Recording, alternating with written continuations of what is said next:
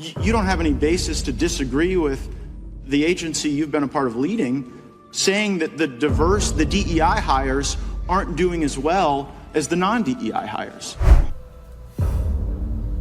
As I say, when we think about diversity... I want to jump to this clip that we have of you. This is a tweet from Rep. Matt Gaetz, who said the interim chief investment officer of CalPERS wants more diverse perspective and DEI hires at his company. This is 5 minutes, but worth every bit of it, and the end is the best. All right, well, let's hit it. Let's play it so you can hear it. Mr. Bienvenu, how much do you invest each year on behalf of how many of your members? We manage a $500 billion portfolio on behalf of our 2.2 million members and beneficiaries. And you've highlighted your principal responsibility is return for those beneficiaries, right? Correct. Now, who is this guy and what does he represent?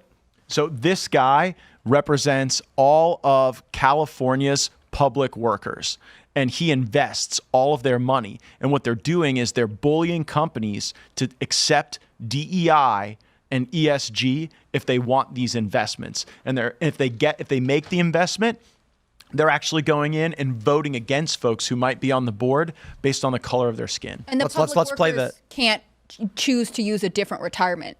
Oh no! Right? Oh no! They have to go with this. You're forced to work with this guy. Let's play the clip. The thing that we do every day is about generating returns to pay benefits. And you've worked there 20 years. You've been the principal deputy since 2020, right?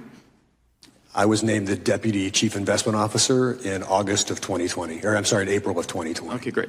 And so I think there's some parallels between what's going on with ESG and DEI. You don't deny that CalPERS has a DEI agenda, right? CalPERS is all about generating returns to pay benefits, and every topic. Geez, this guy is a perfectly trained bureaucrat. No matter the question, he always comes back with the company line. That we approach is through that lens. Well, does DEI improve the returns to your investors? I think part of good governance of a company is having diverse perspectives brought to bear as they manage that company. And I feel strongly about that for the investment team that I lead. Also, we want diverse perspectives. And what is the evidence that you rely on for the belief that the DEI agenda will produce better returns? Is there any study, report, analysis?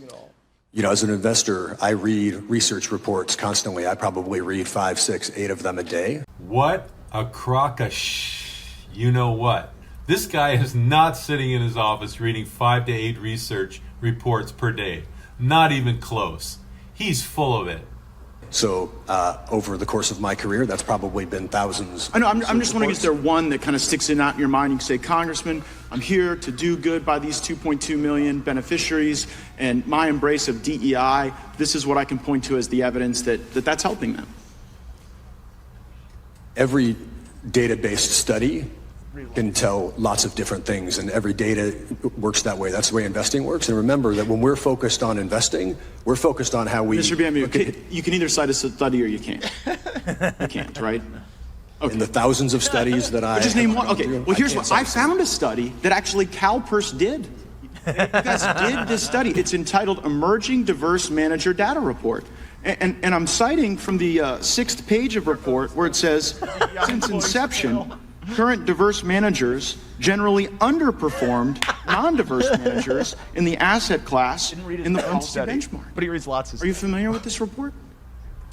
Can I see a copy of that study, please? Well, Mr. Chairman, I seek unanimous consent to enter into the record the Emerging Diverse Manager Report published by CalPERS. Without objection. I'm not able to show it to you now, but you don't have any basis to disagree with the agency you've been a part of leading, saying that the DEI hires aren't doing as well as the non-DEI hires.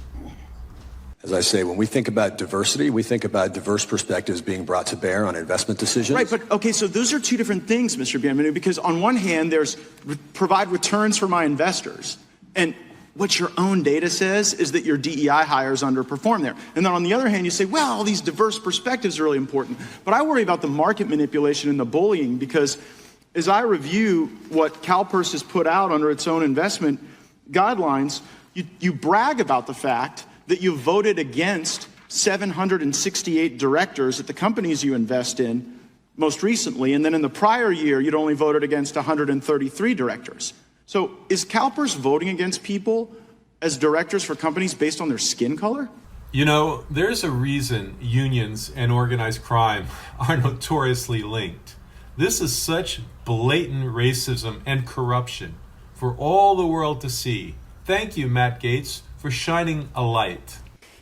We take up every vote independently based on the merits of the vote itself. Right, but do you ever consider like someone's skin color? Because it's pretty immutable. People don't choose to be white or black or Asian. They just are.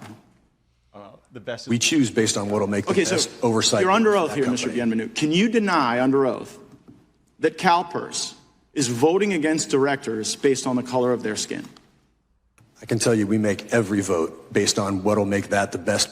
Oh, God, here we go again. Blah, blah, blah, blah. What a politician.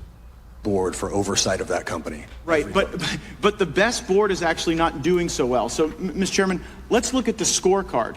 In the state of Florida, where we aren't pushing ESG and DEI, the Florida retirement system is netting a 7.5% notch for the fiscal year. May I enter that into the record? Objection. And CalPERS reports only 5.8% for 2022 to 2023. Can I enter that into the record as well? Without objection. So you're not performing as well.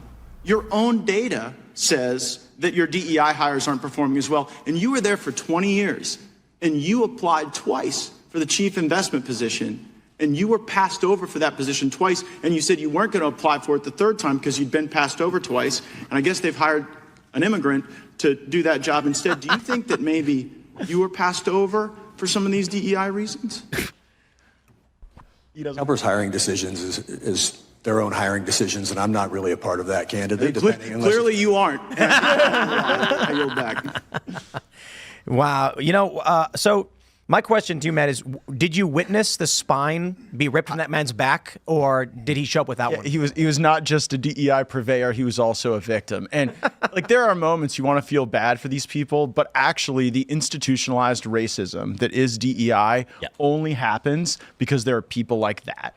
He's a cog in the machine. He helps keep the DEI system running.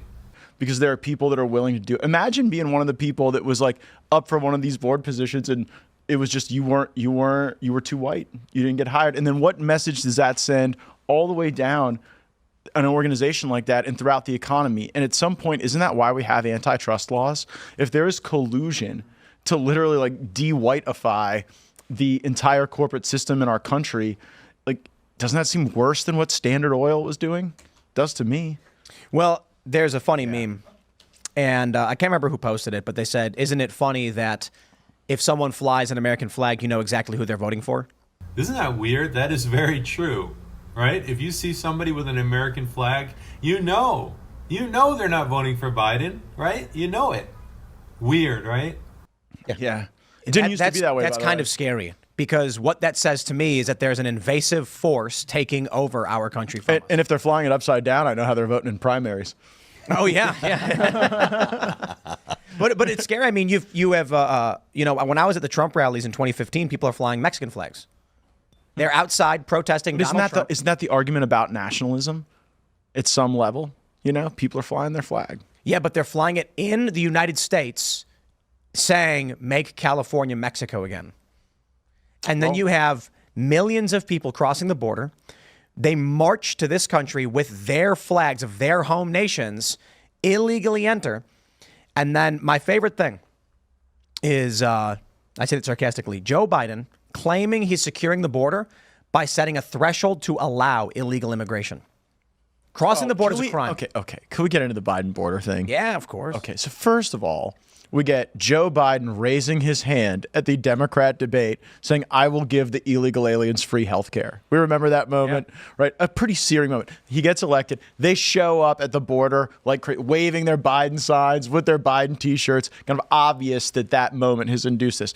Then they all get here, and then they say the border's secure. The border's remember there was the whole border is secure era? Well, they also said he had gone to the border. Like, we don't know what's going on. Well, then after they couldn't maintain that era anymore, they went to the border is chaos, but it's actually the Republicans' fault that the border is in chaos. And we're like, yo, just reinstitute the Trump policy. He's like, no, we have to have the Langford bill. Then we went into that era. Remember the era where the only way we were going to secure the border was with a bill that let in 5,000 people every day. And a bunch of us were like, you actually don't need a bill at all. You just need to undo the stuff you did to screw with the Trump policies, and everything will be fine. And then lo and behold, here we have, with no bill at all, Joe Biden doing the very thing that we've been calling for the whole time, maintaining, the border that Trump did, or at least asserting he will. No, but what he's done is, if you go back to when I think it was Homan, was that his name? It's been a while. He says it is a crime to illegally cross the border outside of a port of entry, and he cites the code. What's happening now is Joe Biden says, oh, we got 10,000 coming across the border every day. Well, I'm going to make it 1,500.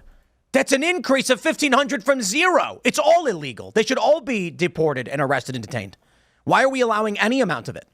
Well, we shouldn't. I mean, by the way, and that's not enough. I mean, we truly have to engage in internal enforcement of our immigration policies at this point, or we don't have a country. Wow. Or we don't have a country. To see more woke insanity, click here, and I will see you over there.